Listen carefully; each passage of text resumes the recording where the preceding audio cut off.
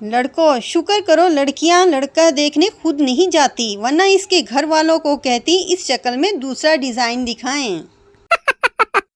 पप्पू के घर मेहमान आया। पप्पू बोला, इस पंखे के नीचे बैठ जाओ, बहुत सवाब मिलेगा।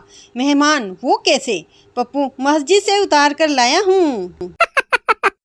एक आदमी का होंठ जला हुआ था। किसी ने पूछा, कैसे जला? आदमी बोला, बस यार, वो तुम्हारी भाभी मैके जा रही थी तो इसको छोड़ने स्टेशन गया था। बस ट्रेन ने जैसे ही हॉर्न बजाया, खुशी के मारे मैंने इंजन चूम लिया। एक पठान के दोनों कान जल गए। डॉक्टर ने पूछा, आपके दोनों कान कैसे जले? पठान, ओ जी, मैं कपड़े इस्त्री कर रहा था कि कॉल आ गई। मैंने गलती से फ़ोन की जगह इस्त्री कान से लगा ली।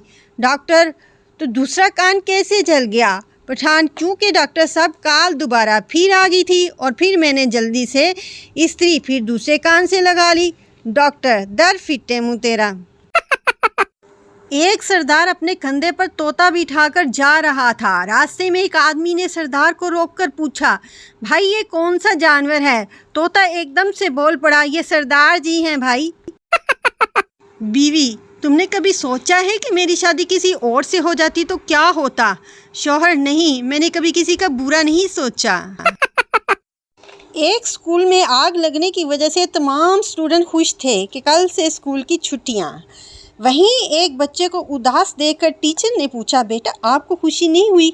बच्चा मासूमियत से, सर आप तो बच गए।